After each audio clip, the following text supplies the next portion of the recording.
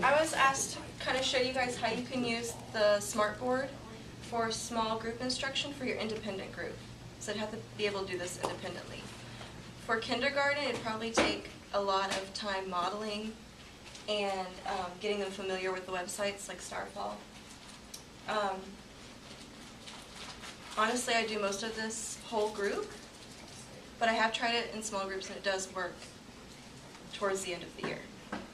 I have a couple activities to kind of show you guys that you could use, you could implement.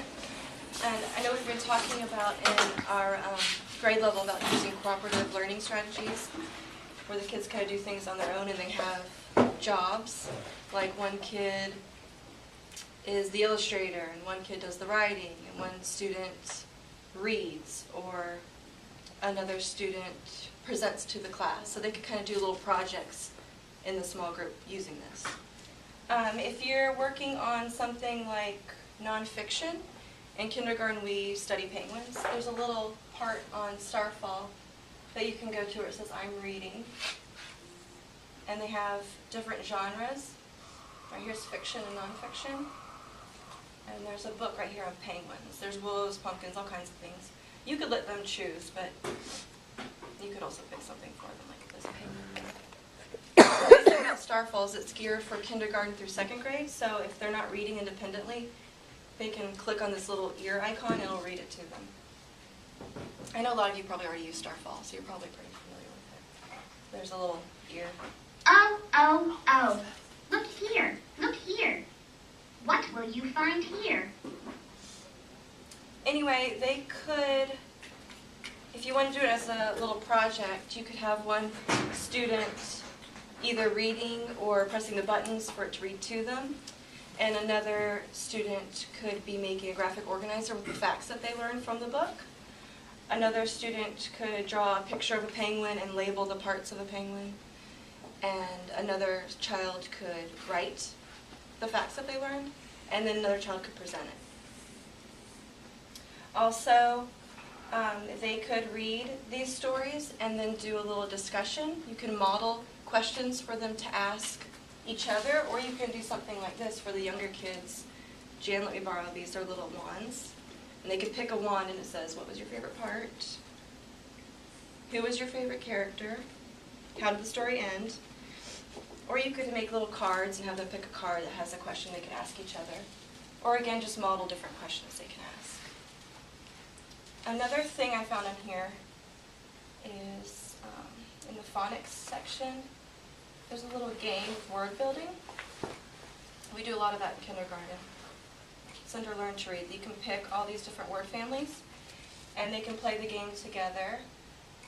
Make a word with a, and to match the picture. Fan. So they can kind of do that together, and then afterwards, my kids really like doing this, is building words on the Promethean board. I downloaded this little handwriting paper from PrometheanPlanet.com. I have a little paper there with all that information on it, which websites you can go to. I might have spelled Promethean wrong, but you'll figure that out when you get it. So I downloaded this, and they can come up with the little pen and write the words up there. They can take turns. You can have the other kids having their own piece of paper and a clipboard and writing down the words as someone else is writing them on the board, so they're all kind of engaged. We also correct sentence using this paper. We write sentences on it. I do a lot of modeling using this. It's just the same as using your whiteboard, but they kind of feel a little more, they just like coming up here and writing on it. Also, I found on PBS Kids, they have a ton of reading games on here.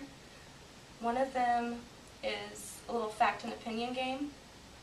If you go to Arthur and then click on games, you can get to it. And I know we do a lot with opinion writing, so if you're trying to teach them difference between facts and opinions, you can play this little game. In the beginning, Binky, or whatever his name is, the brain, I don't know, one of those characters, he kind of tells them what fact and opinion is. And then it goes into different statements that they say, and you have to choose whether it's fact or opinion. And Starfall's free. Starfall's free. More Starfall. I think it's more. Yeah, are we getting more Starfall? That has really good stuff on it too, Okay. but we don't have it. It We even has a have math to game. take the date for that at the beginning of the year. Yeah, Is and it that all you could math use during like and- math small Okay. group because it has math Yeah. games on it. Okay. I think it's all math, isn't it? No, it's There not. is a There's little lot bit of vowel a stuff. trial or something. The My kids play more it stuff? sometimes. Well, there's free It games does. on it, I'll but show the good you. stuff is all you got. Do you know how much it is, Emily? It was like $200 a year for the whole school. Okay. Oh, yeah, I can. It has right here, more. And it's much more kid friendly. But look, there's Oh, word yeah. machines, vowel pals, colors, Yeah. math. It has a lot of stuff on it. And I think they let you choose like one thing since we don't have a subscription to it. There's like a little short A vowel game, word machine. Also, what you could do is take a picture with your smartphone or your iPad or digital camera and either email it to yourself or upload it on the computer. And they can use Active Inspire to write on the pictures. One thing I took a picture of was one of the kids writing, and they can peer edit as a small group. So you just go to Active Inspire and click on, I know some people in last group didn't know how to do this. You click on this little thing, that little, I don't know what it is, little screen looking thing. And then you have to click back on the little clicker thing. Oh, the picture's already up there. And then get the picture up and click on the pen, and then the kids could come up here and maybe he missed a period or he forgot to, he maybe didn't spell a word correctly or whatever, and they can just edit each other's work. You can also take a picture of passages and books, and they can do the same thing.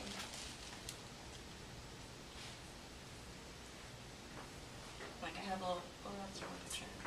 I have a That's a picture great of idea, caps since for now sale. we have to find evidence of everything. You know, we just have to be able to prove it.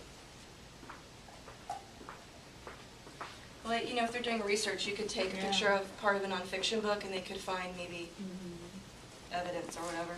Or maybe they're working on their sight words, they can look at this passage and circle all their sight words, practice spelling them. So you emailed it to yourself? I emailed it to myself. Daniel's session was how to get it into Dropbox, Yeah, which I is have really Dropbox, cool. but I find it easier to email Okay, it to myself. okay.